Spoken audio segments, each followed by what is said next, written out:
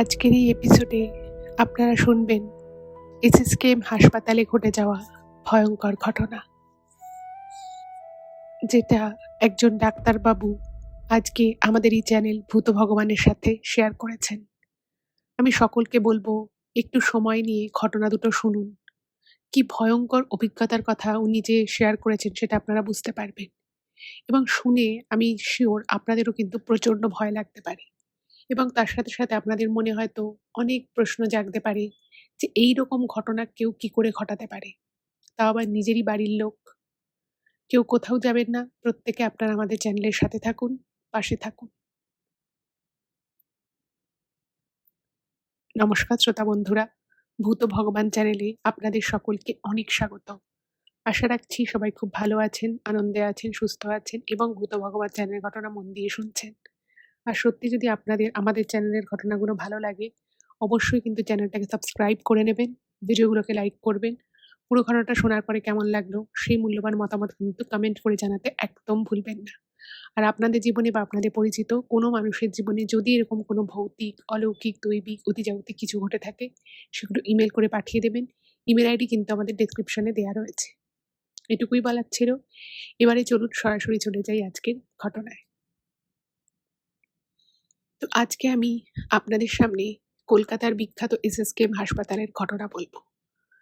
যিনি আজকের ঘটনাটা পাঠিয়েছেন তিনি কিন্তু নিজের নাম এই ইমেলে কোনোভাবেই উল্লেখ করেননি, কিন্তু ঘটনাটা পড়ে আমি যেটা বুঝলাম উনি নিজে একজন চিকিৎসক, এবং উনি জানিয়েছেন যে ওনার বর্তমানে অভিজ্ঞতা হচ্ছে 24 বছরের।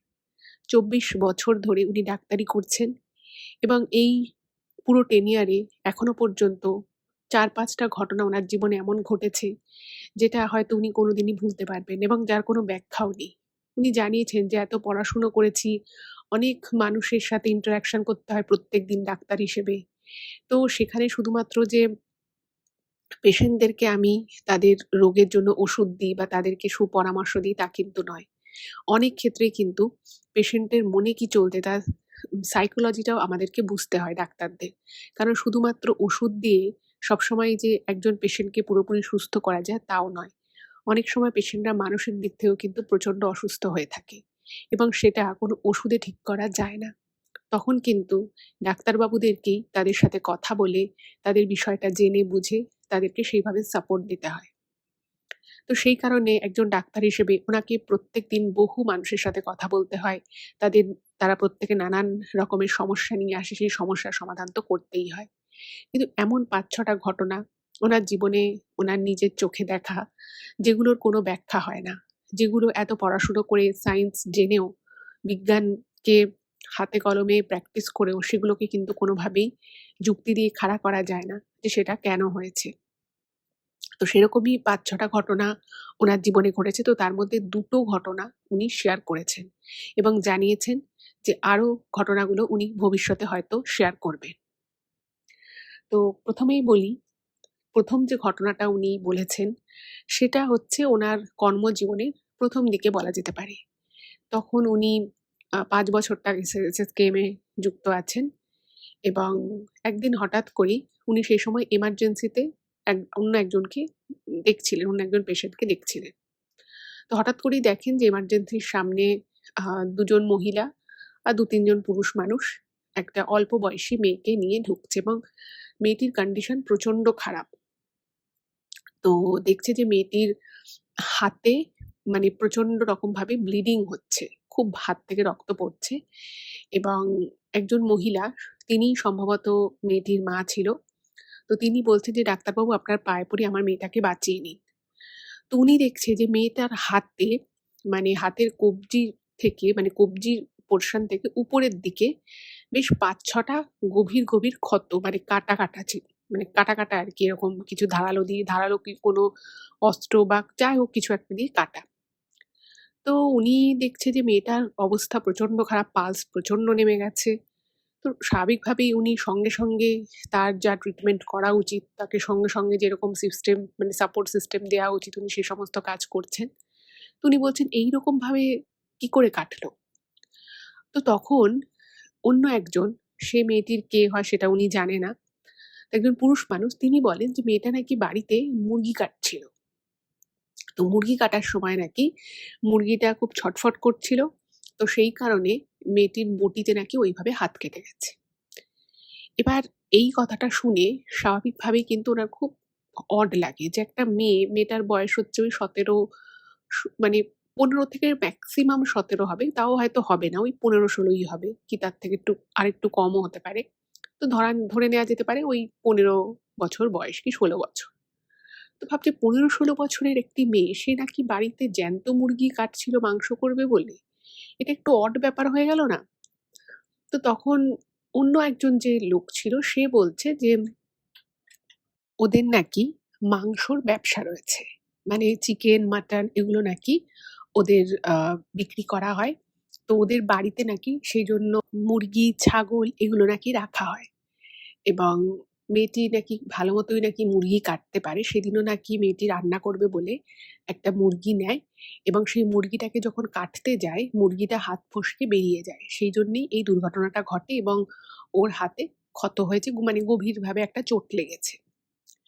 কিন্তু যিনি ডাক্তার তিনি দেখছেন যে মেয়েটির হাতে পরপর ৪ টে ওরকম গভীর কাটা রয়েছে এবং সেই কাটাগুলো এত কনসিস্টেন্ট কাটা, দেখে স্পষ্ট বোঝা যাচ্ছে যে কেউ ইনটেনশনালি কেটেছে। নয় মেয়েটি নিজেই নিজের হাত ওভাবে কেটেছে, আদারওয়াইজ অন্য কারোর জন্য ওর এইটা হয়েছে। এটা কখনোই কোনো অ্যাক্সিডেন্টালি হতে পারে না। কারণ যেভাবে কেটেছে প্রত্যেকটা কাটই খুব ডিপ এবং প্রচুর রক্তপাত হয়েছে। তো উনি স্পষ্ট বুঝেই যান যে বাড়ির লোক যেটা বলছে সেটা একেবারেই সত্যি নয়। কারণ একটা যদি মানে ঐরকমভাবে কোনো দুর্ঘটনা যদি ঘটে সেক্ষেত্রে একবার ওভাবে কাটতে পারে হাত। এবং একবার যদি কারোর ওইভাবে হাত কেটে যায়, তার পক্ষে আর ২য় বার মুরগি ধরা বা বটিতেও যদি মেয়েটি কাটাকাটির কাজ করে থাকে সেটা মানে হাতটাকে সোজা রাখা সম্ভবই নয়।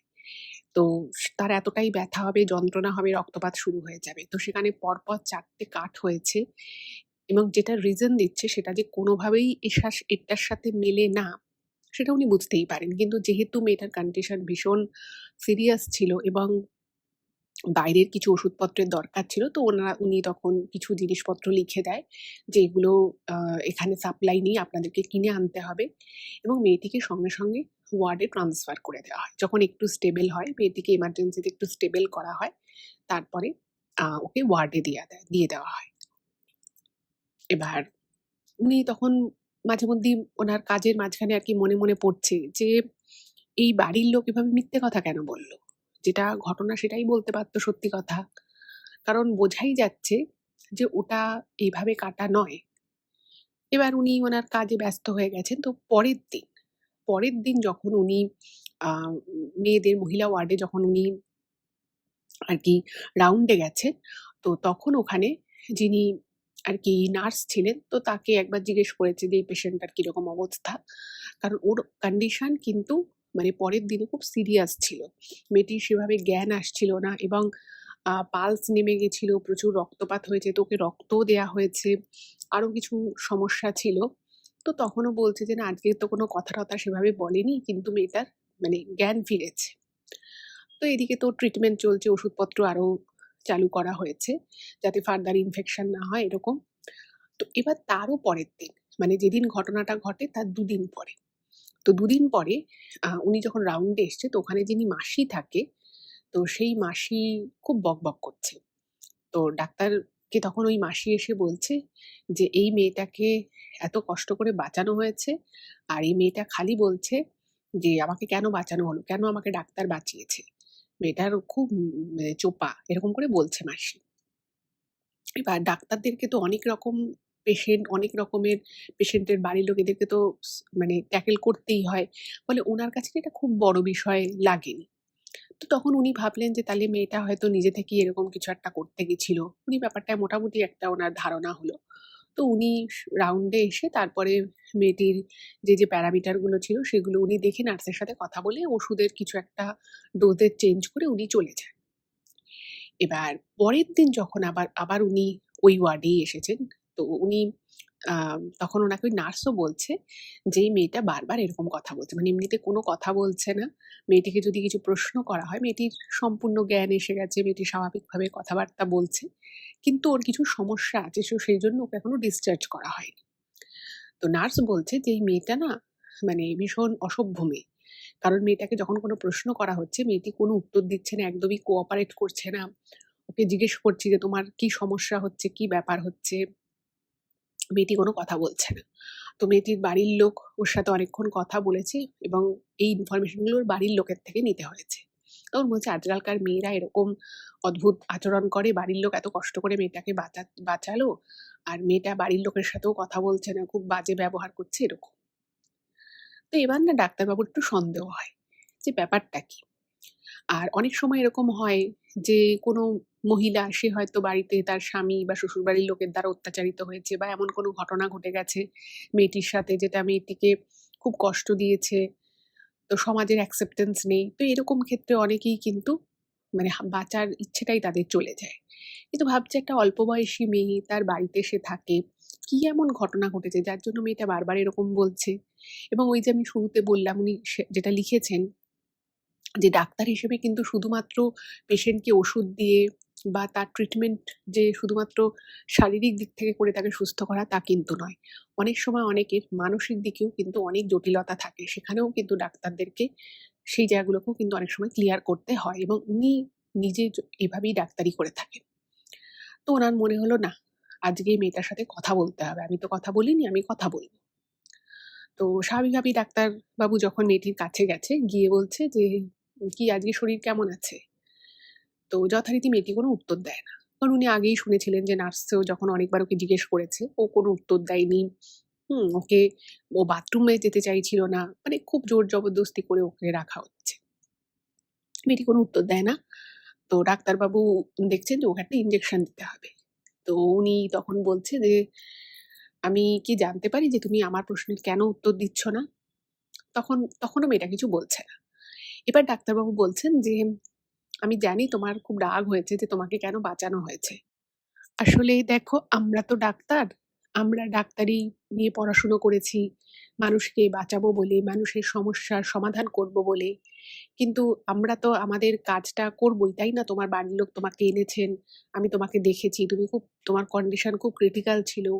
তোমাকে তোমার বাড়ির লোকও চাইছে বাঁচাতে। তো তোমার এত খারাপ লাগছে কেন? তুমি কারোর সাথে কথা বলছো না।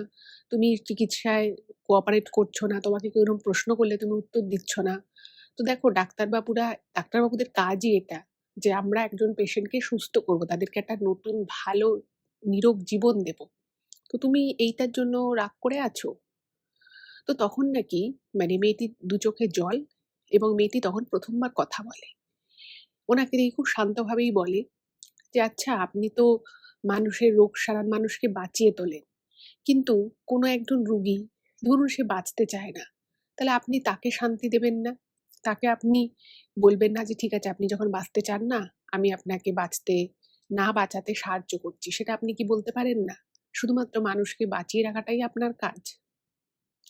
এই কথাটা মানে উনি লিখেছেন যে, "আমি যত এই ঘটনার আগে আমি ৫ বছর ধরে ডাক্তারি করছি। আমাকে কেউ কখনো এভাবে বলেনি। আমি যখন এই কথাটা ১ম বারের জন্য শুনলাম এবং একটা ওই ১৫-১৬ বছরের মেয়ে আমাকে এই কথাটা বলছে, তখন না আমার খুব মানে একটা খটকা লাগে। খুব অদ্ভুত লাগে যে একটা এইটুকু মেয়ে আমাকে একটা এরকম প্রশ্ন করল। তো তখন বলছি, "কেন তুমি বাঁচতে চাও না? সবাই বাঁচার জন্য পরিশ্রম করছে, খাটাখাটনি করছে, কেউ পড়াশোনা করছে, কেউ কাজ করছে, কেউ দি মাথার ঘাম পায়ে ফেলছে। আর তুমি বলছো তুমি বাঁচতে চাও না? তোমার বাড়ির লোক তোমার জন্য এত কষ্ট করছে। তোমাকে যে অবস্থায় এনেছিল ওনারা কান্নাকাটি করছিলেন। তো তুমি বলছো তুমি বাঁচতে চাও না?"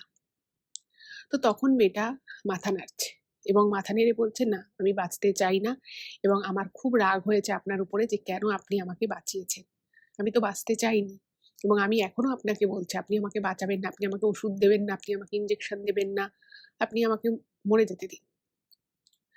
তো তখন ডাক্তারবাবু বলল মানে উনার সেদিন একটু হাতে সময়ও ছিল। উনি এতটা কথা কারো সাথে জেনারেলি এতটা বলে না। কিন্তু উনার মনে হলো যে একটা বাচ্চা মেয়ে সে জীবনে এই বয়সেই এতটা জীবনের প্রতি বীতশ্রদ্ধ কি করে হয়ে গেল? তো উনি তখন বলেন যে, "দেখো তোমার যদি কিছু বলার থাকে তুমি বলতে পারো। তবে আমি তোমাকে আপাতত যেগুলো বলছি তুমি সেটা শোনো। তুমি ঠিকমতো ওষুধ খাবে যখন তোমাকে ওষুধ খাওয়াতে আসবে। তুমি খাবার খাবে। তুমি বাথরুম করবে এবং তোমার এই সবকিছুতে যা সমস্যা হচ্ছে সেগুলো কিন্তু তুমি বলবে সময় মতো। নাহলে কিন্তু তোমাকে আমি সুস্থ করতে পারব না।" তো মেয়েটি তখন আবার বলে যে, "আমি তো সুস্থ হতে চাই না। আপনি কেন আমাকে সুস্থ করার জন্য উঠে পড়ে লেগেছেন?" তো তখন ডাক্তারবাবু বলছেন যে, "ঠিক আছে, আমি আমার কাজ করছি। তোমার যদি মনে হয় যে তুমি সুস্থ হবে না, তাহলে তুমি আপাতত এখান থেকে সুস্থ হয়ে বাড়ি যাও। তারপর তুমি বাড়িতে গিয়ে ভেবে দেখো কি করবে। তবে হ্যাঁ, তুমি বাড়ি যাওয়ার আগে না এই হাসপাতাল চত্বরটা একটু ঘুরে দেখবে এবং তুমি যে ওয়ার্ডে রয়েছো সেই ওয়ার্ডেও একটু ঘুরে দেখো।" তো তখন না মেয়েটা একটু কনফিউজড হয়ে যায়। মেয়েটা বলছে, "কেন?" তখন বলছে তখন ডাক্তারবাবু বলেন যে, "তুমি এই হাসপাতাল চত্বর যদি ঘোরো, তুমি দেখবে এই এসএসকেএম হাসপাতালে আমাদের রাজ্যের বিভিন্ন জায়গা থেকে অনেক দূর-দূরান্ত গ্রাম বাংলা থেকেও মানুষ আসে এবং তাদের বাড়ির লোকেরা রীতিমতো বাইরে খোলা ছাদের নিচে দিন কাটাচ্ছে। শুধুমাত্র তাদের প্রিয়জনকে সুস্থ করে বাড়ি নিয়ে যাবে বলে। এবং এই হাসপাতালে এরকম বহু রোগী আছে, যাদের হয়তো অনেক জটিল সমস্যা আছে কিন্তু তারা বাঁচতে চায়। তারা সুস্থ হতে চায়। আর তুমি দেখো যে তুমি সবকিছু তোমার ঠিকঠাক চলছে। তোমার বাড়ির লোক তোমাকে নিয়ে এসেছে এখানে সময় মতো। তুমি এখন সম্পূর্ণ বিপদমুক্ত। আর তুমি বলছো যে তুমি বাঁচতে চাও না। তাই তুমি একবার তাদেরকে দেখো, তাদের কষ্টগুলো শুনো। দেখো তারপরে তোমার যেটা মনে হবে তুমি সেটা করো। এই বলে ডাক্তারবাবু চলে গেছে। তো এরপরে পিছন থেকে মেয়েটি একবার ডাকে কিন্তু ওনার কাজ ছিল তো ওইজন্য উনি চলে যায়। পরের দিন যখন উনি নার্সকে জিজ্ঞেস করে তো নার্স বলছে, "হ্যাঁ, মেয়েটি এখন কথাও বলছে, জল খাচ্ছে, ওষুধ খাচ্ছে। ওকে যা বলা হচ্ছে ও সেটুকু এটলিস্ট করছে এবং উত্তর দিচ্ছে।" তো ডাক্তারবাবু বুঝলেন যে মেয়েটিকে যে আগের দিন এত কথা বললাম, এত অন্যরকমভাবে বোঝানোর চেষ্টা করলাম, মেয়েটি তাহলে নিশ্চয়ই বুঝেছে। তো সেদিন সেদিনের আর কি পরে উনি ছিলেন না। তো তার পরের দিন উনি যখন আবার মেয়েটির সাথে দেখা করতে আসে তার পরের দিন মেয়েটিকে ডিসচার্জ করে দেওয়া হবে। মেয়েটির মোটামুটি সবকিছু ঠিকঠাকই আছে। ওর কিছু, কিছু প্যারামিটার যেগুলো অ্যাবনরমাল এসছিল সেগুলো আস্তে, আস্তে নরমাল হচ্ছে। তো তখন মেয়েটিকে ডাক্তারবাবু বলছেন, "কি আজ কেমন আছো?" মেয়েটি বলছে, "আমি অনেক ভালো আছি।" এবং তখন ডাক্তারবাবু একটু মজা করেই বলেছে যে, "কি এখনো মনে হচ্ছে যে আমি কেন তোমাকে বাঁচালাম? তোমার এখনো আমার উপরে রাগ আছে?" তো তখন না মেয়েটি ঝরঝর করে কাঁদছে এবং কেঁদে, কেঁদে বলছে যে, "না ডাক্তারবাবু, আমার আপনার উপরে কোনো রাগ নেই এবং আমার সত্যি আপনার কাছে আমি ক্ষমা চাইছি। আমি আপনার সাথে খারাপ ব্যবহার করে ফেলেছি। কিন্তু বিশ্বাস করুন আমার খুব দুঃখ, আমার খুব কষ্ট। সেইজন্যই আমি এই কথাগুলো বলে ফেলেছি। আর এই যে আমি এ কটা দিন এখানে থাকলাম না, এ কটা দিন আমি সত্যি বলছি আমি অনেক ভালো থাকলাম। কালকে আমার ছুটি, কালকে আমি আবার বাড়ি যাবো। আবার আমার কষ্টের দিন শুরু।" এই কথাটা যখন বলেছে তখন না ডাক্তারবাবুর একটু খটকা লাগে যে মেয়েটি কেন এই কথাটা বলল। এবার একটা পেশেন্টকে তার এতটা পার্সোনাল বিষয় জিজ্ঞেস করাটা এটা একটুখানি অড লাগে। তো উনি তখন একটুখানি ঘুরিয়ে মেয়েটিকে বলে। মেয়েটিকে বলছে যে, "দেখো তোমার যে ওষুধগুলো রয়েছে এগুলো কিন্তু তোমাকে কন্টিনিউ করতে হবে এবং ৮-১০ দিন পরে তোমাকে কিন্তু আবার এখানে এসে দেখিয়ে যেতে হবে। তোমার আবার রিপোর্ট করা হবে, সেগুলো নরমাল আসছে কিনা সেটা দেখতে হবে।" তো তখন মেয়েটা চুপ করে আছে। তখন ডাক্তারবাবু বলছে, "কি আমি তোমাকে বললাম তুমি শুনলে না?" তখন মেয়েটা মুচকি হেসে খুব মানে কষ্টের সাথেই আরকি বলছে যে, "এই যে আমি বেঁচে গেলাম না, এটাই আমার জন্য কাল হলো। আর আমার বাড়ির লোক আপনার কাছে আমাকে আর দেখাতেও আনবে না। আর ওষুধ যেটুকু থাকবে সেটুকু হয়তো খাবো। তারপরে আমি সুস্থ থাকি কি না থাকি সেটা আর আমার বাড়ির লোক দেখবে না। হ্যাঁ, যদি একেবারে আগের বারের মতো মর অবস্থায় হয়ে যাই, তাহলে অবশ্যই হয়তো আবার তারা এখানে এসএসকেএম হাসপাতালেই হয়তো আমাকে আনবে।" তো ডাক্তারবাবু বলছেন, "কেন তুমি এই কথা বলছো?" তখন মেয়েটি যে কথাটা বলে, সেটা শুনে উনি ১ম এই চমকে যায়। উনি বলেন মানে মেয়েটা নাকি নিজের হাত দেখাচ্ছে। মানে হাতের আরকি কাঁধের জায়গাটা আরকি দেখাচ্ছে। তো দেখছে যে মেয়েটার মানে কালশিটে দাগ পড়ে আছে কাঁধের থেকে। তো উনি বলছেন, "কি হয়েছে তোমার এখানে?" বলছে যে, "এই কাঁধে আমার ৪ জন থাকে।" বলছে, "কাঁধে ৪ জন থাকে?" মানে উনি ভাবছে যে মেয়েটার কি প্রলাপ বকছে, মেয়েটির কি কোনো মানসিক সমস্যা আছে? মানে হয়তো মেয়েটি স্বাভাবিক কথাবার্তা বা স্বাভাবিক নয়।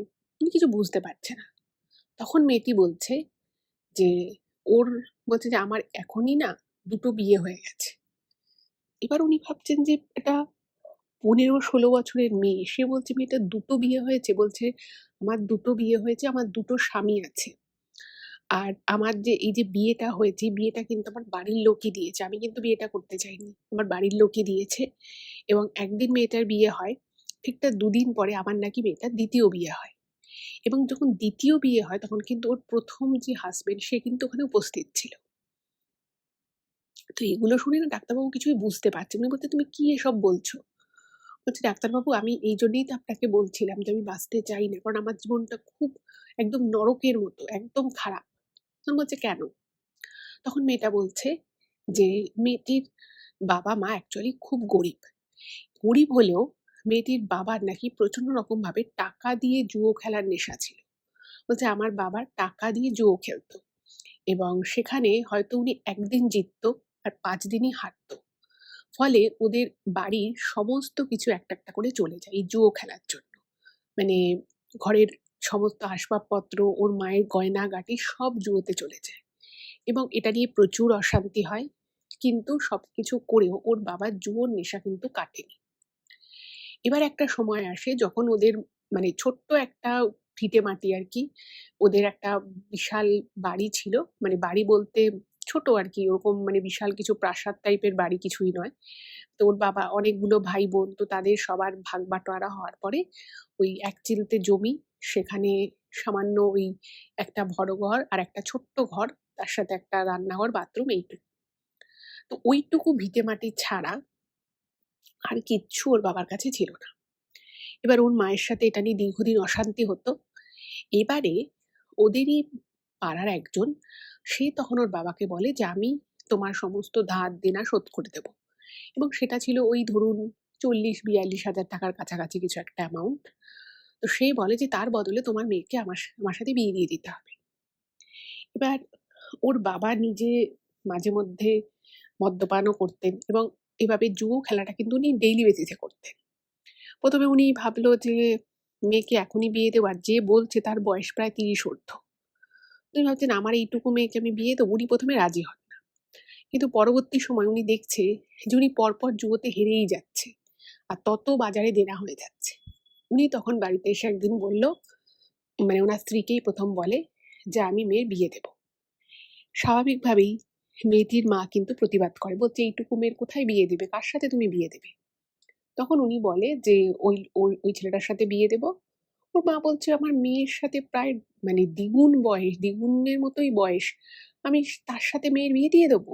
কি করে তুমি একা কি করে বলতে বলতে পারো যে তুমি মেয়ের বিয়ে দেবে? এই বিয়েতে আমার মত নেই, এই বিয়ে হবে না।" এবার সেটা নিয়ে একটা অশান্তি হলো। এবার যেই ছেলেটা বলেছিল বিয়ে করবে, সে ওদের বাড়িতে আসে। বাড়িতে এসে ওর মায়ের সাথে কথা বলে এবং খুব ভালো ব্যবহার করে। ওর মায়ের একদম ইচ্ছে ছিল না। কিন্তু সে টাকা-পয়সার কথা বলে যে, "আমি আপনাদের সংসারের সমস্তটা দেখাশুনো করে নেব। আপনার মেয়েকে খুব ভালো করে রাখবো।" এসব বলে-টলে তো ওর মা গড়রাজি হয়ে যায়। এবার মেয়েকে বলে যে, "দেখ, তোর বাবার অবস্থা তো তুই জানিসই। তোর বাবার জীবনে কোনোদিনও পরিবর্তন তো হবে না। এবার যদি তুই এই ছেলেটাকে বিয়ে করিস তাহলে তোর বাবার যত ধার দেনা আছে সেটা শোধ করে দেবে এবং তোর বাবা এটাও বলেছে যে উনি আর জুয়ো খেলবে না। তো সবকিছু ঠিকঠাক হয়ে যাবে। তুইও একটা ভালো বরে ঘরে পড়বি। আর যা তোর বাবার অবস্থা তাতে কখনোই তোর বিয়েটা ভালো করে দিতে পারবে না। তো তুই বরং একেই বিয়ে করে নে।" বাচ্চা মেয়ে, তার বাবা-মা যেটা বলেছে সে সেটাই শুনেছে। তো সে সরল মনে বিয়ে করে নেয়। এবার যে ছেলেটার পরিবার ছিল, সেই পরিবারটা কিন্তু আর ৫ টা সাধারণ পরিবারের মতো ছিল না। সেই পরিবারে প্রত্যেকে মানে প্রত্যেকে বলতে ছেলেটির মা, বাবা, তারপরে ছেলেটির পিসি সবাই একই বাড়িতে থাকতো এবং তারা কিন্তু মেয়েটাকে শুধু আর শুধুমাত্র তাদের হাতের পুতুল করে রাখার জন্য মেয়েটিকে বিয়ে দিয়েছিল। এবং লোকটি তার সেই মানে সেই কথাগুলো তো জানায়নি। কিন্তু ওই যে টাকা দিয়েছিল, সেই টাকাটা কিন্তু অ্যাকচুয়ালি এর বদলেই দিয়েছিল। এবং সে বিয়ের দিন বলেই দেয় যে, "আমি এতগুলো টাকা দিয়ে আপনার মানে টাকা দিয়ে রীতিমতো আমি বিয়ে করলাম। এবং এবারে কিন্তু আপনার মেয়ে আমাদের মানে আমাদের সম্পদ হয়ে গেল, আমাদের সম্পত্তি। আপনারা কিন্তু কখনো মেয়েকে বাড়িতে আনানোর জন্য জোর করতে পারবেন না। আপনারা কখনো এটা মেয়েকে বলতে পারবেন না যে, 'না আমাদের এখানে কদিন থেকে যা। আমাদের যখন ইচ্ছা হবে তখন আমরা বাপের বাড়ি পাঠাবো। যদি ইচ্ছে না হয় আমরা বাপের বাড়ি পাঠাবো না। আপনাদের মেয়ে এখন থেকে আমাদের সম্পত্তি। আপনাদের কোনো অধিকার থাকবে না।' স্বাভাবিক এতগুলো টাকা নিয়েছে। আর মেয়েটির মা যদিও ১ বার ২ বার বলে যে, "না এরকম কেন বলছো? আমাদের মেয়ে, বিয়ে দিয়েছি মানে পর হয়ে যাবে সেটা তো নয়। কিন্তু তখনকার মতো বিষয়টা মিটমাট হয়ে যায়। বিয়েও হয়ে গেল।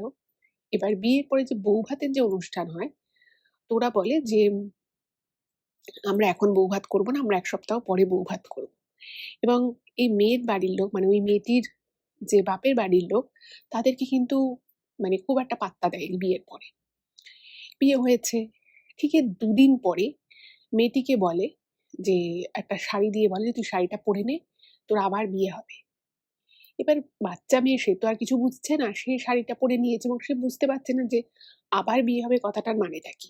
মেয়েটির তখন ছোট ছিল, তাই ও ভেবেছিল যে বিয়ের হয়তো কোনো রিচুয়াল বাকি আছে, তো সেটাই হয়তো হবে।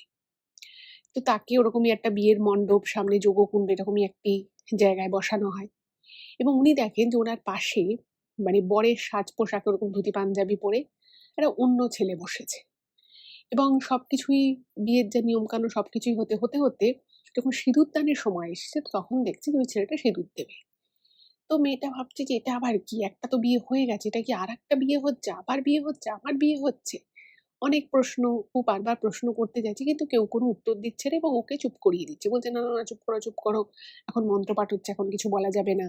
এরকম হচ্ছে এবং ওখানে কিন্তু মানে ছেলেটির, মানে ওর যে ১ম বর, সে, তার বাবা-মা সবাই রয়েছে। ইন দ্য মিন টাইম ওর কিন্তু আবার সিঁদুরদান হলো, আবার মালা বদল হলো, সব বিয়েটা হলো। কিন্তু তখন অবধি মেয়েটা বুঝতেই পারছে না যে অ্যাকচুয়ালি ওর সাথে কি ঘটনা ঘটছে।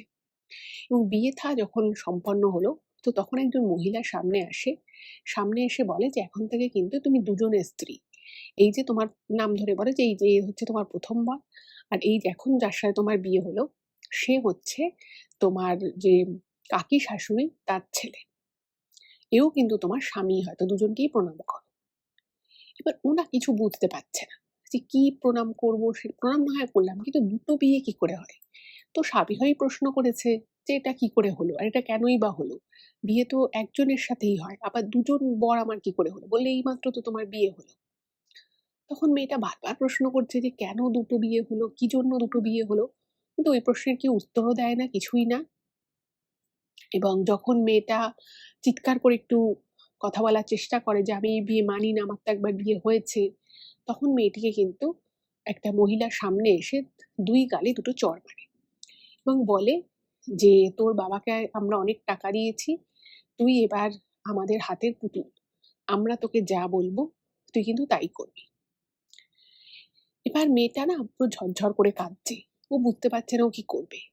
তখন আরেকজন লোক, মানে ওর শ্বশুরবাড়িরই কোনো একজন লোক হবে, ও অত ভালো চেনে না।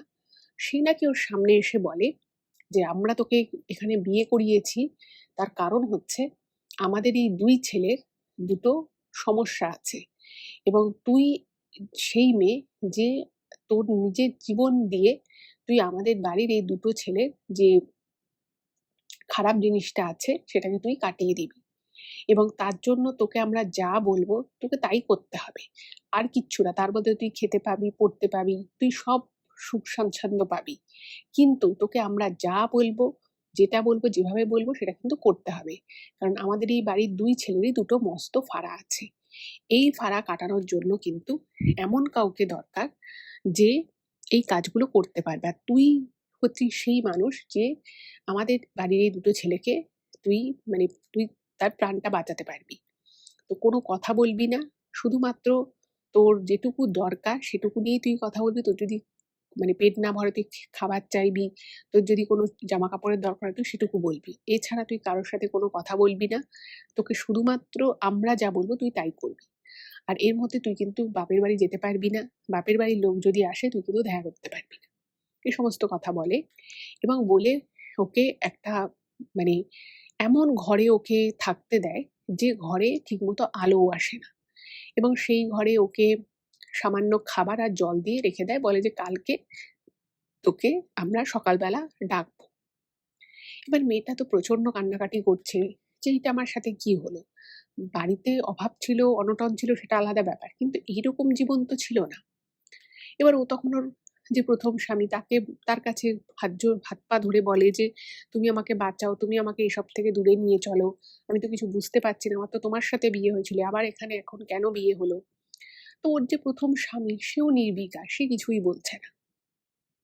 তারপর ওর যার সাথে এখন বিয়ে হলো তাকেও বলে যে আমি তো এসব কিছু বুঝতে পারছি না, এসবের মানেটা কি। সে তখন বলে যে আমার কিছু বলার নেই, বলে সেও চলে যায়। এবার মেয়েটা কিন্তু খুব অসহায় অবস্থায় ওইখানে পড়ে রইল। এবং শুধু পড়ে রইল তা কিন্তু নয়, মেয়েটাকে নাকি ওই ঘর থেকে, ওদের নিচে একটা ঘর ছিল, নিচের ঘরে সেখানে শুধু আর শুধুমাত্র কালো কাপড়, লাল কাপড়ের টুকরো এবং বিভিন্ন ধরনের পাখির হাড় গোড়, পাখির পালক, তারপরে বিভিন্ন ধরনের এমন দ্রব্যাদি যেগুলো কিন্তু সচরাচর দেখা যায় না। এবং মানে বিড়ালের চোখ থেকে শুরু করে, একটা বিড়ালের পুরো স্ট্রাকচার থেকে শুরু করে, তারপরে হাতির দাঁত থেকে শুরু করে ইঁদুরের দাঁত, কুকুরের দাঁত, এই সমস্ত বিভিন্ন জিনিস ওকে এগুলো দেখানো হয়। এবং ও যেটা বুঝতে পারে, সেটাও বুঝতে ওর প্রায় মাসখানেক সময় লেগেছিল, যে ওর সেই শ্বশুর বাড়ির লোক কিন্তু প্রবলভাবে, যেগুলোকে বলা হয় ব্ল্যাক ম্যাজিক বা কালো জাদু, সেগুলো করে। এবং এরা বিভিন্ন কাজের জন্য কিন্তু এগুলো ব্যবহার করে, এই ধরনের জাদুবিদ্যা বা এই ধরনের কালো বিদ্যাকে ব্যবহার করে। এবং ওকে, ওর শরীরের উপরে নাকি ৪ থেকে ৫টা আত্মা নামানো হতো। এবং ওই যে ও কাঁধের দিকে যে কালশিটে দাগগুলো দেখেছিল, মেয়েটা নাকি বলে যে ওর এই কাঁধে নাকি ৪টে ৫টা এরকম করে আত্মা নামানো হয়। এবং তারা নাকি ওর উপরে সারাক্ষণ ধরে খুব অত্যাচার করে, ওকে মারধর করে। ওর মানে প্রচন্ড শ্বাসকষ্ট হয়, ও কিছু খেতে পারে না সেই সময়, কিছু মানে জলটুকু পর্যন্ত খেতে পারে না। এমনও হয় যে ওর তেষ্টায় হয়তো মানে ছাতি ফেটে যাচ্ছে, কিন্তু ও জলটুকুও খেতে পারে না। এবং ওকে সেই সময় ওরা পুরো বঁধেস করে নেয়। এবং ওই সময় ওর মাঝে মধ্যে মাথা কাজ করে, কিন্তু ও শারীরিক দিক থেকে কিছু করতে পারে না।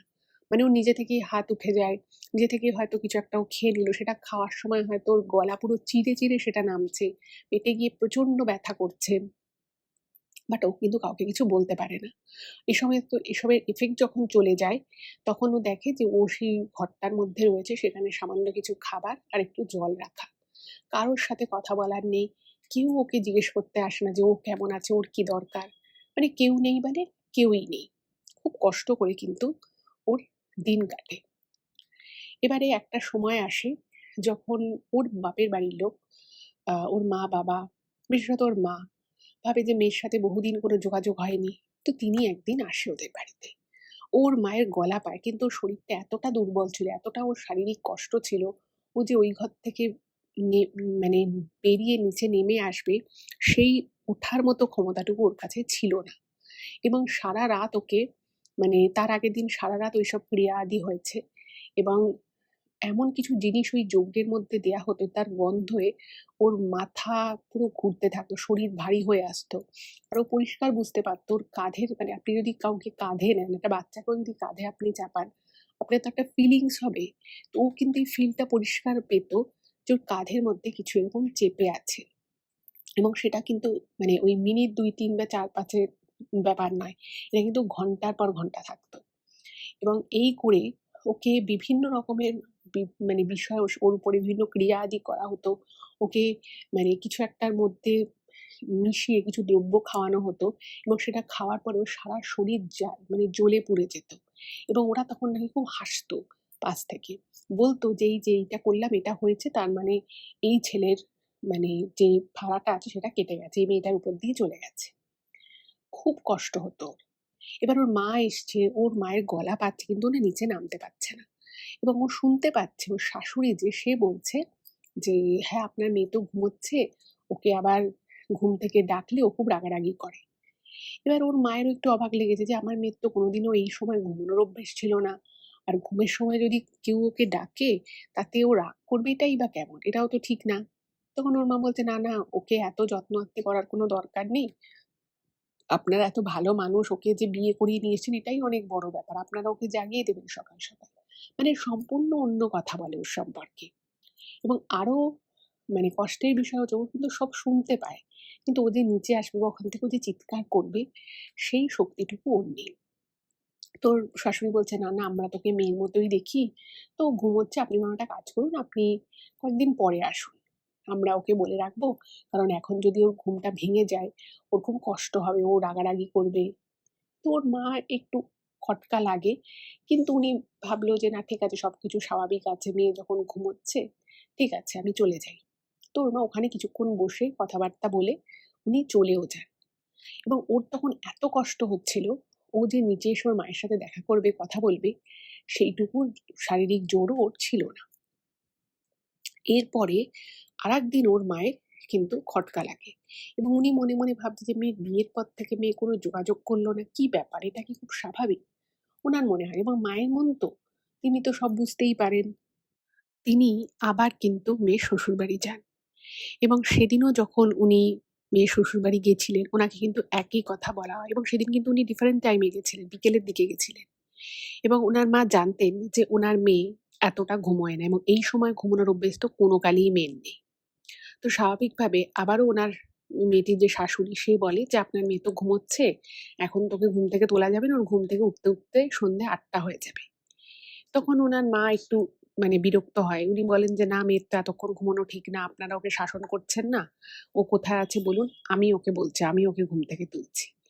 এই বলে উনি সেদিন একটু রেগে মেগে, উনি আর কি দেখাচ্ছে যে উনি মেয়ের উপরে খুব রেগে গেছে, উনি ওপরে চলে যান। এবং পিছন থেকে ওর শাশুড়ি আরো বাড়ির দু একজন তারা বলে না না না না, আপনি যাবেন না যাবেন না, এরকম বারণ করে। কিন্তু উনি উঠে যায়, উঠে গিয়ে যেই দরজাটা ধাক্কা মেরেছে, উনি দেখছেন যে সেদিন ওর শারীরিক অবস্থা খুব খারাপ ছিল। তার ৩-৪ ঘন্টা আগেই ওই যজ্ঞ থেকে উঠেছে, এবং রীতিমতো ওর সারা শরীর থরথর করে কাঁপছিল। এবং ওই ক্রিয়াদিগুলো যখন হতো না, ও যেটা উনি যেটা লিখেছেন, মেয়েটা ওনাকে বলে যে ওই আত্মাগুলো কিন্তু সহজেই ওর শরীর ছেড়ে চলে যেত তা নয়। ওর গলার মধ্যে, ওর পিঠের কাছে কিন্তু কিছু একটা মনে হতো যেন নড়ছে, সারা শরীর জ্বালা করতো, এরকম সেনসেশন গুলো হতো। এবং ওর কিন্তু বেশ অনেকক্ষণ ওই খুব জ্বর হলে মানুষ যেরকম থরথর করে কাঁপে, একটা যেরকম শরীরের ফিলিংস হয়, একদম ওটা ওর হতো। এবং দেখছে যে মেঝেতে নোংরার মধ্যে, ও যে ঘরটা ছিল সেটা রীতিমতো নোংরা, কারণ সেই ঘর পরিষ্কার হতো না, আর ওর শারীরিক অবস্থা এরকম ছিল না যে ও সেটা পরিষ্কার করবে। ওরকম নোংরার মধ্যে মেঝেতেও পড়ে রয়েছে। এবার বুঝতেই পাচ্ছেন যে মা তো মাই হয়, সে বড়লোক হোক, গরিব হোক, মধ্যবিত্ত হোক, যাই হোক না কেন। তো তিনি মেয়ের ওই অবস্থা দেখে, দেখছে মেয়ের চোখের নিচে কালি পড়ে গেছে, খুব খারাপ অবস্থা। তো উনি মেয়েকে বলছে, মা তোর এটা কি হয়েছে, কি অবস্থা, তোরা তুই এরকম করে কাঁপছিস কেন? তো সেখানে ওনার মা বলছে যে আপনার আমার মেয়ের কি অবস্থা করছে, এই যে আপনারা বলছিলেন যে আমার মেয়ে ঘুমোয়, আমার মেয়ে এভাবে রয়েছে, আর ওর ঘর এত নোংরা। তখন তো ওরা বিভিন্ন রকমের কথা বলতে থাকে যে আপনার মেয়ে নোংরা করে ঘরে থাকে, কোনো কাজ করে না, তখন আর কি সব দোষ মেয়ের দিয়ে দিচ্ছে। তো উনার মা তখন ব্যাপারটায় ঘুরে দাঁড়ায়, এবং উনি বলেন যে আমি এক্ষুনি মেয়েকে নিয়ে বেরিয়ে যাব। এবার যে মুহূর্তে উনি বলেছেন উনি মেয়েকে নিয়ে চলে যাবে, প্রথম দিকে ওরা ব্যাপারটাকে ম্যানেজ দেওয়ার চেষ্টা করে, কিন্তু যখন দেখে যে না, মেয়ের মা একদম নাছোড়বান্দা যে মেয়েকে নিয়ে যাবেই, তখন তারাও কিন্তু তাদের আসল রং দেখানো শুরু করে। তখন বলে যে আপনি মেয়েকে নিয়ে বেরোতে পারবেন না, আপনি যদি মেয়েকে নিয়ে যেতে হয় তাহলে আপনাদেরকে যে টাকা দেওয়া হয়েছে সেই টাকা আগে ফেরত দিন। তো ওর মা তখন ওর বাবাকে ডেকে পাঠায়, এবং সেখানে একটা বিস্তর ঝামেলা হয়। এবং ঝামেলা হতে হতে ওদেরই ওর শ্বশুরবাড়িরই একটা লোক, সে সরাসরি বলে যে আপনার মেয়েকে দিয়ে আমরা একটা বিশেষ কাজ করাচ্ছি, এবং সেই জিনিসটা এখনো সম্পন্ন হয়নি, তো আপনি কিন্তু এই মেয়েকে নিয়ে যেতে পারবেন না। আমাদের বাড়ির ২ ছেলের মাথার উপর অনেক বড় ভাড়া রয়েছে, এবং ওদের নাকি ওই বাড়ির যে ২ ছেলে, ওর যে ১ম বর আর যে ২য় বর, দুজনকেই নাকি কোনো একজন একটা ভয়ঙ্কর আত্মা নাকি ওদের ক্ষতি করতে চাইছে। এবং সেই ক্ষতিটা যাতে করতে না পারে, সেটা যাতে এই মেয়েটার উপর দিয়ে চলে যায় ছোটখাটো ব্যাপার হয়ে হয়ে, সেই জন্য নাকি ওকে এখানে রাখা হয়েছে।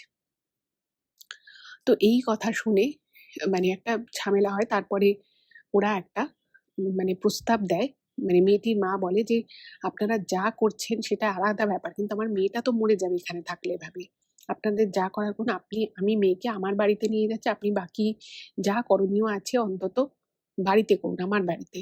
কারণ আমরা এই মুহূর্তে আপনাদের টাকা দিতে পারবো না, কিন্তু তাই বলে আমার মেয়েটার কিছু হয়ে যাবে সেটাও তো ঠিক না। তো অনেক আলোচনা, কথাবার্তা, ঝগড়া, ঝামেলা, অশান্তির পরে ওরা রাজি হয়।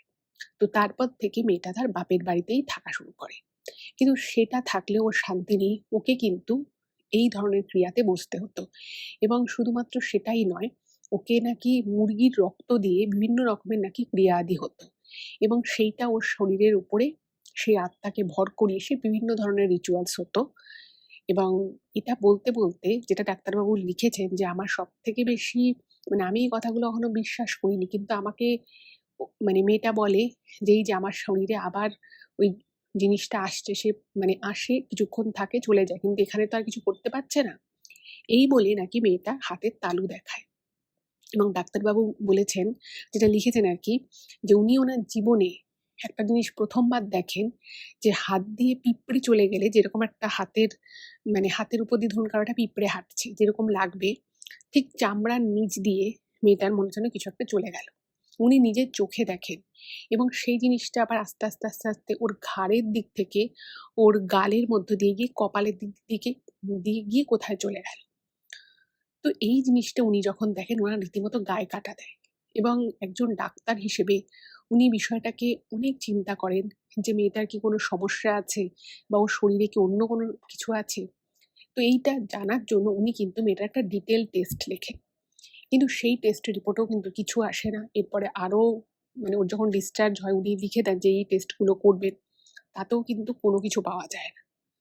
তো যেদিন মেয়েটাকে উনি আম মানে ওর কিছু একটা অসুবিধে ছিল, তো সেই টেস্টের রিপোর্ট যখন দেখাতে এসেছিল, তো উনি তখন মেয়েটাকে একটা কথা বলেন। তো ডাক্তারবাবু যেটা লিখেছেন যে উনি মহাদেবের খুব বড় ভক্ত।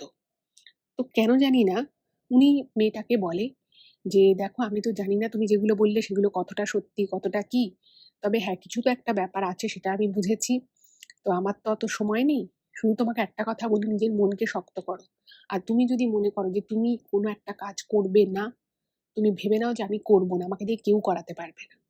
আর তুমি দিনে যখনই সুস্থ থাকবে, তুমি দেবাদিদেব মহাদেবকে ডাকবে। আমি মহাদেবকে মানি এবং আমি এটুকু জানি মহাদেব কাউকে ফিরিয়ে দেন না।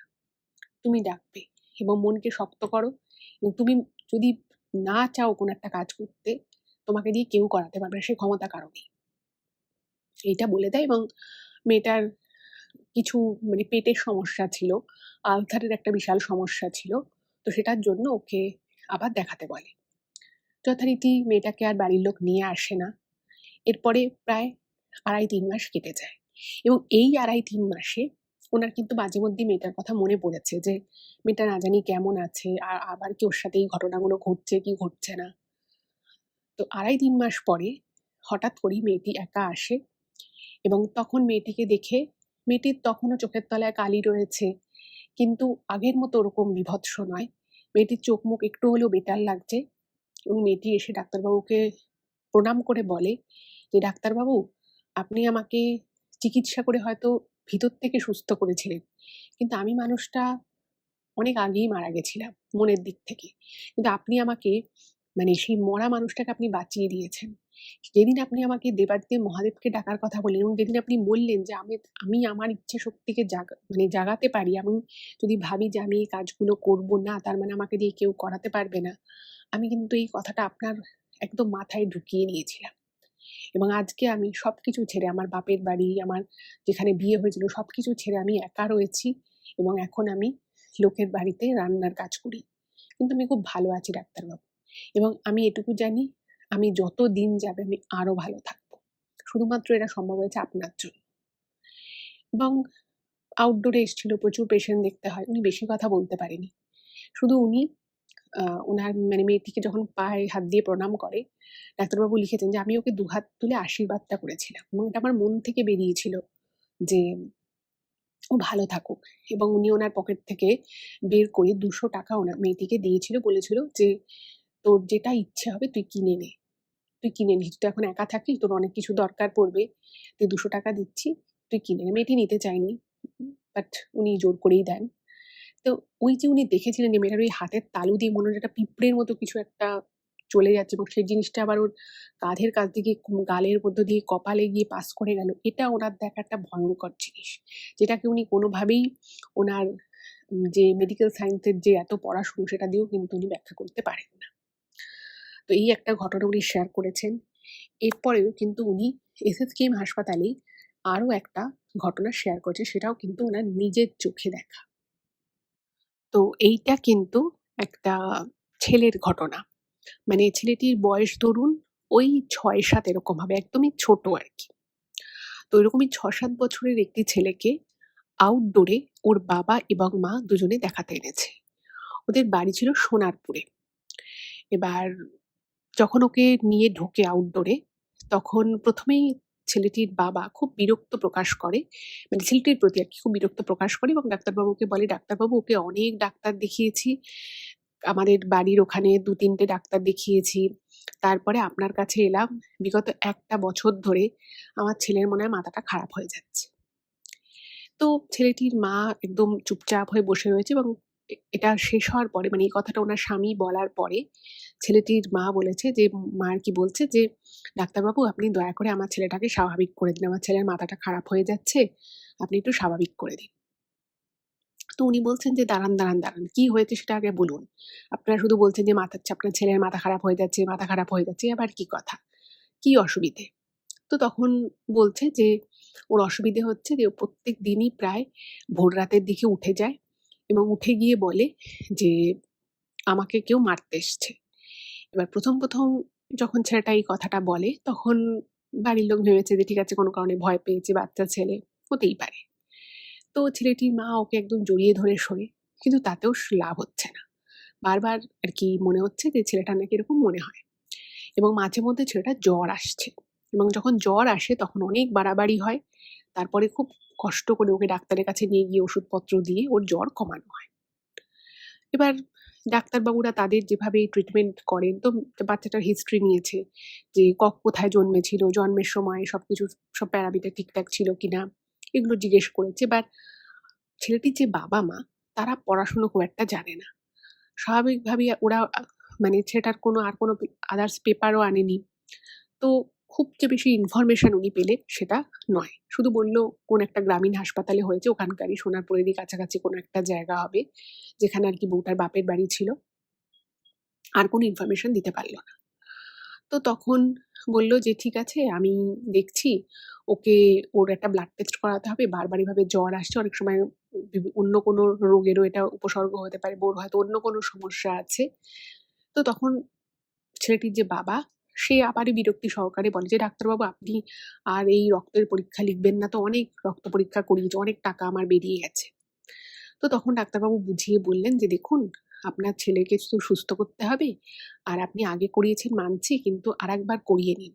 আমি এখানে কিছু এক্সট্রা টেস্টও লিখে দিচ্ছি। আপনি একবারেই ওকে নিয়ে যাবেন। একদিনেই টেস্টগুলো হয়ে যাবে।" অনেক বোঝানোর পরে সে তো কিছুতেই করাবে না। বলছে, "না, আপনি ঠিক করে দিন, আপনি এই করে দিন, ওই করে দিন", এসব বলছে। যা বলে আরকি। তো ডাক্তারবাবু বুঝিয়ে বাঝিয়ে রাজি বলল যে, "আপনি যত তাড়াতাড়ি পারেন এই ব্লাড টেস্টগুলো করুন।" এবার ছেলেটাকে যখন ডাক্তারবাবু জিজ্ঞেস করছে যে, "আচ্ছা, তুমি ভোররাত থেকে তোমার ঘুম ভেঙে যায় কেন? রোজ ঘুম ভেঙে যায়?" ছেলেটা মাথা নাড়ছে। তখন ছেলেটির মা বলছে যে, "না, না ডাক্তারবাবু, রোজ হয় না। কিন্তু ওই সপ্তাহে ৩ থেকে ৪ দিন হয়। আর প্রত্যেক সপ্তাহে ১ বার কি ১.৫ সপ্তাহে ১ বারও জ্বর হবেই। সেই জ্বর ২ দিন থাকে, আবার সেরে যায়।" এবার জ্বরের সময় একটা ঘোর থাকে, সেই ঘোরেও অনেক সময় কিছু হতে পারে। তো ছেলেটাকে বলছে যে, "আচ্ছা, তুমি তো মা-বাবার সাথে শোও। তা তুমি ভয় পাও কেন? একটা ঘর, সেই ঘরে তুমি রয়েছো, বাবা রয়েছে, মা রয়েছে, তোমাদের ঘরের নিশ্চয়ই গেট বন্ধ থাকে। আর তুমি একটা এতটুকু বাচ্চা, তোমাকে কেউ ক্ষতি করবে?" তো তখন ছেলেটা না হঠাৎ করেই খুব, মানে এমনিতে খুব চুপচাপ ছিল, বিশেষ একটা কথা বলছিল না। তো যখনই ডাক্তারবাবু এই কথাটা বলেছে যে, "তুমি বাবা-মায়ের সাথে থাকো, তুমি এটুকু একটা ছেলে, তোমার কে ক্ষতি করবে?" তখনই না ছেলেটা হঠাৎ করে খুব উত্তেজিত হয়ে যায়। ওইটুকু ছেলে উত্তেজিত হয়ে যায় এবং উত্তেজিত হয়ে বলছে যে, "আসলে আমি ওদের মাছ খেয়ে নিয়েছিলাম তো, তাই আমার উপরে রেগে গেছে।" তখন না উনি অবাক হয়ে গেছে ডাক্তারবাবু যে, "মাছ খেয়ে নিয়েছিলাম মানে রেগে গেছে মানে?" তো তখন এই কথাটা যখন শোনে, তখন না মানে ওর মা খুব অবাক হয়ে যায়। ওর বাবাও অবাক হয়ে যায়। বলছে, "কি রে, কি বললি, কি বললি? মাছ খেয়ে নিয়েছিলাম?" তো তখন না ওর বাবা আবার বলছে ডাক্তারবাবুকে, "ডাক্তারবাবু, ওর কথা শুনবেন না তো। ও কি যে বলে! আপনি একটু ভালো ওষুধ লিখে দিন। আপনার রক্ত পরীক্ষা করাবো, কিন্তু আপনি ভালো ওষুধ লিখে দিন, যাতে ও ঘুমোয়। ওকে একটা ঘুমের ওষুধ লিখে দিন", এরকম করে বলছে। মানে মুখ্য সূক্ষ্ম ওনারা তো আর অতটা বোঝে না। তারা ভাবছে যে ঠিক আছে, যদি একটা ঘুমের ওষুধ দেয়, ছেলে যদি ঘুমোয়, তাহলে তো ভালোই। এবার তখন ডাক্তারবাবু বলল যে, "আপনি একটু কথা বলতে দিন আমাকে।" তখন বলছে যে, "তুমি কার মাছ খেয়ে নিয়েছিলে?" বলছে, "ওই তো রাস্তা দিয়ে যাওয়ার সময়, স্কুল যাওয়ার সময় মাছ খেয়ে নিয়েছিলাম। সেইজন্য ওরা আমার উপরে রেগে গেছে এবং এত রেগে গেছে ওরা আমাকে মারতে আসে।" এবার এই কথাটা শুনে না মানে ওনার একটু মনে হাসি পায় যে বাচ্চা মানুষ কি সব দেখে ভয় পেয়েছে। উনি তখন মনে বুঝতেই পারছে যে এটা হয়তো ভয় পেয়েছে বলেই এই ঘটনাটা ঘটছে। আর তার সাথে হয়তো ওর কোনো সমস্যা তৈরি হচ্ছে সেইজন্য ওর জ্বরটা আসছে। অনেক সময় অনেক ভাইরাল ফিভারও কিন্তু মানে শরীরে রয়ে গেলে সেইরকম ভাইরাস থেকেও কিন্তু এরকমভাবে সপ্তাহে জ্বর আসার মতো ঘটনা ঘটতে পারে। এছাড়া আরো কিছু সিম্পটম থাকতে পারে, আরো কোনো কিছুর উপসর্গ এটাও হতে পারে। তো উনি বললেন যে, "ঠিক আছে, আপনারা রক্ত পরীক্ষাটা করিয়ে আনুন। তারপরে আবার আমাকে নিয়ে দেখাতে আনবেন যত তাড়াতাড়ি সম্ভব।" আর ছেলেটাকে বলে যে, "শোনো, তুমি আজকে থেকে ভয় পাবে না। তুমি তোমার যখন মনে হবে যে কেউ তোমাকে মারতে এসছে, তুমি তখন তোমার মা-বাবাকে ডেকে দেবে। আর তোমার ভয় পাওয়ার কিছু নেই, তুমি নিশ্চিন্তে ঘুমাও। কেউ তোমার কোনো ক্ষতি করবে না।" এই বলে উনি বলে দেয় এবং ওরাও বেরিয়ে চলে যায়। ওপিডিতে প্রচুর ভিড় থাকে। একটা পেশেন্টকে তার খুব বেশি সময় উনি দিতে পারতেন না। আর মোটামুটি যা ইম্পোর্টেন্ট বলার, যা টেপ দেওয়ার উনি দিয়ে দিয়েছিলেন। এবার এর ঠিক ২ দিন পরে আবার ওই ছেলেটাকে নিয়ে ওর বাবা-মা আসে এবং যথারীতি ওই সমস্ত ব্লাড টেস্টগুলো করিয়েছে। তার রিপোর্ট নিয়ে দেখা করতে এসছে। এবারে ডাক্তারবাবু যখন রিপোর্টগুলো দেখছে, উনি দেখছেন যে প্রত্যেকটা রিপোর্ট কিন্তু একদম নরমাল। ওর শরীরে কোনো সমস্যা নেই, কোনো কিছু হয়নি, ওর একদম পারফেক্ট আছে।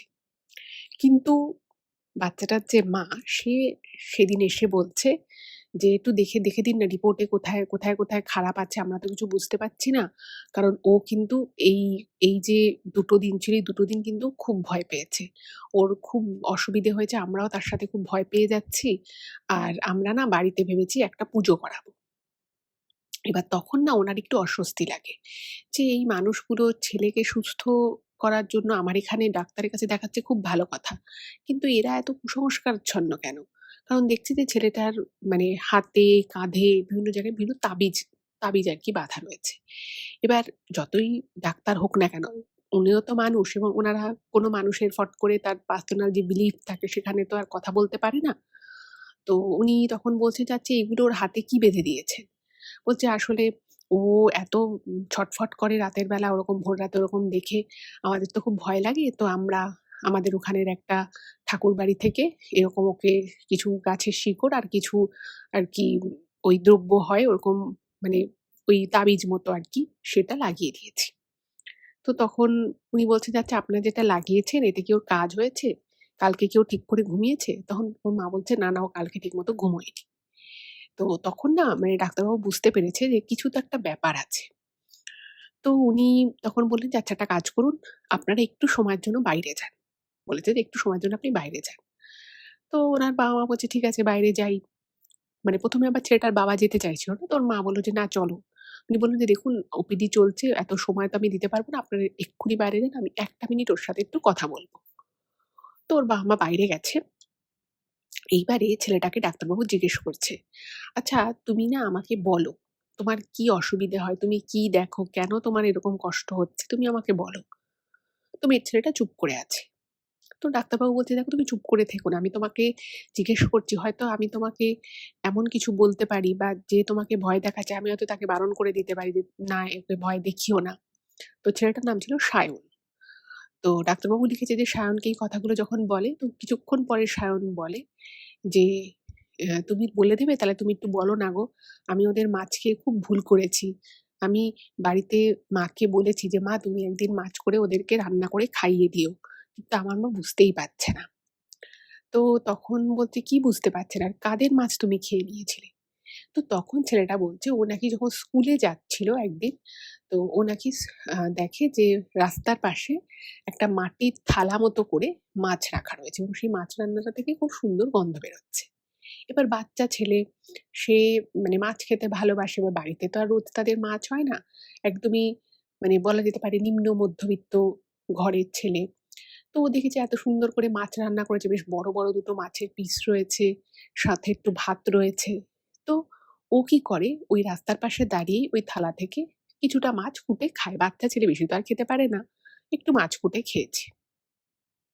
এবার মাছটা কুটে খাওয়ার পরে ও কি করেছে, ওখানেই ওর আ হাত-ফাত ধুয়ে ওখান থেকে আবারও হাঁটা লাগিয়েছে স্কুলের দিকে। এবং স্কুল যাওয়ার ওর যে পথটা রয়েছে সেটা মানে আমি এই ঘটনাটা বলছি ধরুন ২০০৯-১০ এর ঘটনা। তো তখন অতটাও ডেভেলপ করেনি। তো সেই জায়গাটা একটু ফাঁকা, ফাঁকা আরকি ওর স্কুলে যাওয়ার রাস্তাটা। তো কিছুক্ষণ যাওয়ার পরে ওকে নাকি কেউ একজন ওর কাঁধের কাছে আসে, মানে তাকেও দেখতে পায় না। কিন্তু ও বুঝতে পারে কেউ যেন সামনে আসে কাঁধের কাছে এবং এসে ওকে বলে যে, "তোর এত বড় সাহস! তোর এত খাওয়ার লোভ যে তুই আমাদের মাছ খেয়ে নিলি? তুই এই মাছ ছুঁয়েছিস কেন? তোকে আমরা ছাড়বো না।" এরকম একটা কথা বলেছে। এবার ও তো বুঝতে পারে না, খুব ঘাবড়ে গেছে বাচ্চা ছেলে যে কে বলল কথাটা। তো ও আর অতটা কিছু বোঝেনি, ও আবার স্কুলে চলে গেছে। এবার স্কুলে চলে গিয়ে যা হয় আরকি বাচ্চাদের সাথে খেলাধুলো, পড়াশুনো সব করে ও বাড়িতে চলে আসে। এবং বাড়িতে এসে ওর কিছুক্ষণের পরেই জ্বর চলে আসে। এবার বাচ্চাদের জ্বর হওয়াটা তো খুব যে অস্বাভাবিক বিষয় তা তো নয়। বাড়ির লোক ভেবেছে সাধারণ স্বাভাবিক জ্বর হয়েছে।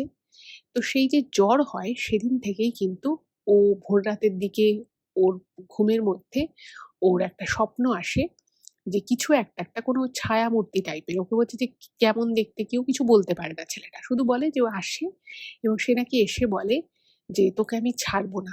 তুই কেন এই মাছ ছুঁয়েছিস?" এবার ও ভয় পেয়ে যায় এবং ভয় পাওয়ার পরে ও তখন ওরকমও করে। ১ম যেদিন ঘটনাটা ঘটে সেদিন কিন্তু ওর বাড়ির লোক ব্যাপারটা বুঝতে পারে না। এবং ছেলেটা তখন বলতে থাকে যে মাঝে মধ্যে ওই জিনিসটা নাকি আসে এবং ওরা যে ঘরটায় ঘুমোয় সেই ঘরের ঠিক দরজার কাছে নাকি দাঁড়িয়ে থাকে। এবার ওর মাকে একদিন ঘটনাটা বলে যে, "মা এরকম আমি মাছ খেয়েছিলাম, আমাকে এরকম বলেছে।" আর ও না ১ম দিকে বাড়িতে বলেনি। ভেবেছে যে বলবো বকা খাবো, কেউ বিশ্বাস করবে না, মারধর খেয়ে যাবো। তো বলেনি। এবার যখন ওর মা ওকে অনেকবার জিজ্ঞেস করে, অনেক রকমভাবে জিজ্ঞেস করে, ব্যাপারটা কেন হচ্ছে বোঝার চেষ্টা করে, তো তখন ওর মাকে কথাটা বলে যে, "মা তুমি একদিন এরকম একটু মাছ করে খাইয়ে দেবে? ওরা আমার উপরে খুব রেগে আছে। তুমি যদি মাছ করে খাইয়ে দাও তাহলে হয়তো ওরা আমাকে এরকম করে মারতে আসবে না।" তো ওর মা বলছে, "আমি কার জন্য মাছ রান্না করব? কোথায় রান্না করব? কিছু তো বল।" ও না আর কিছু বলতে পারেনি। আর ওর মাও কথাটা যে খুব বিশ্বাস করছে সেটা নয়। কারণ রাস্তার মাঝখানে সাইডে কেই বা মাছ ওরকমভাবে রেখে দেবে। কিন্তু এই ঘটনাটা সত্যি। তো তখন ডাক্তারবাবু তিনি ভেবেছে যে বাচ্চা ছেলে বলছে, তখন বলছে, "আচ্ছা ঠিক আছে এই ব্যাপার। আমি ওদেরকে বলে দেবো তোমাকে যাতে ওরা ক্ষমা করে দেয়। আর তুমি বরং তোমার মাকে একবার বলো ভালো করে মাছ রান্না করতে। তুমি বলবে যে আমাকে ২ টো মাছ দাও মা। তো তুমি ১ টা মাছ খাবে আর ১ টা মাছ তুমি না খেয়ে ওদেরকে দিয়ে দেবে। তাহলেই হয়ে গেল।" এরকম করে বলেছে। কারণ উনি লিখেছে যে আমরা যখন কোনো বাচ্চা আমার কাছে আসে, আমি বাচ্চার সাথে না বাচ্চার মতো করে ব্যবহার করি বা আমি নিজেও তখন বাচ্চা হয়ে যাই। নাহলে বাচ্চাদের থেকে তো কথা বার করা যায় না। তো উনি ১ টা ২ টো ওষুধ লিখে দিল। সেটা মানে খুব একটা খুব ক্যাজুয়াল ওষুধ। এটা যাতে আরকি ওর ভালো করে ঘুম হয়, ও একটু রিল্যাক্স থাকে, ওর ঠিকঠাক সমস্ত পুষ্টিগুণ থাকে সেরকমই ২ টো ওষুধ উনি লিখে দেন। এবং বলে যে, "আপনি একটা কাজ করবেন ১ মাস পরে আমার কাছে একবার নিয়ে আসবেন। ওর রিপোর্ট সব ঠিক আছে, সব নরমাল আছে, কোনো অসুবিধে নেই।" এবার ওর রিপোর্ট সব নরমাল আছে। এটা শুনে ওর মা-বাবার একটু অবাক লাগে। কারণ তারা ভাবছিল যে তাদের ছেলের হয়তো কোনো শারীরিক অসুবিধে হয়েছে, সেজন্য হয়তো ছেলে এরকম করছে। উনারা খুব অবাক হয়ে যায়। যাই হোক একদিকে ভালোও লাগে যে ছেলের সেরকম কিছু সিরিয়াস ব্যাপার নেই। তো ব্যাপারটা মিটে যায়। সেই দিন উনি আ বাড়িতে এসছেন। মানে ডাক্তারবাবু বাড়িতে এসছে। আচ্ছা এখানে একটা কথা বলে রাখি, যখন ছেলেটা এই কথাগুলো বলছিল, তখন ছেলেটা মানে উনি আরকি ছেলেটাকে যখন বলে যে, "আমি ওদেরকে বলে দেব যে, তোমাকে যাতে ওরকম মারতে না আসে, তোমাকে যেন ভয় না দেখায়।" তখন তখন নাকি ছেলেটা বলেছিল যে, "ঠিক আছে ডাক্তারবাবু, তাহলে আজকে যদি আসে, আমি বলে দেবো ওরা যেন তোমার কাছে একবার গিয়ে দেখা করে আসে। আমি যদি বলি তাহলে ওরা যখন তোমার কাছে আসবে, তখন তুমি ওদেরকে বলে দিও যে, আমাকে যেন ভয় না দেখায়, আমাকে যেন ওরা ক্ষমা করে দেয়।" এই কথাটা বলেছিল। এবার ডাক্তারবাবু ওনার বাড়ি বিশাল আরকি ওনাদের দোতলা বাড়ি। তো ১ তলার ঘরে ওনার বাবা-মা আর ওনার জ্যাঠা-জেঠি পাশাপাশি থাকে।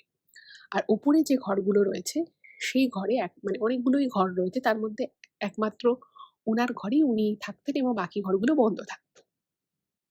এবার উনি রাত অব্দি কখনো পড়াশুনো করতেন, কখনো হয়তো কোনো মুভি দেখতেন। তো সেদিনও উনি ওনার ঘরে রয়েছেন রাতের বেলা। হঠাৎ করে 12:30টার সময় ওনার প্রচণ্ড ঘুম পেয়ে যায়। উনি শুয়ে পড়ে। ঠিক 1:30-2টো নাগাদ ওনার একটা কিছুতে ঘুমটা ভেঙে যায়। যেটা খুব একটা হয় না। যেটা ডাক্তারবাবু জানিয়েছেন যে ওই সময় কিন্তু আমি একবার মানে শুতাম আর সকালে উঠতাম। এর মাঝখানে আমার একবারও ঘুম ভাঙত না। আর যদি কখনো ঘুম ভেঙেছে সেটা হয়তো কোনো বাইরে থেকে কোনো বড় আওয়াজ হয়েছে বা কিছু একটা আমার নিজের শরীর খারাপ বা এরকম কিছু ছাড়া সেটা খুবই রেয়ার, খুবই রেয়ার। তো উনি ঘুমিয়েছেন, তো কিছু একটা কারণে ওনার ঘুমটা ভেঙে যায়। এবং উনি যেটা জানিয়েছেন যে উনি স্পষ্ট দেখেন ওনার দরজার কাছে কেউ একজন দাঁড়িয়ে রয়েছে।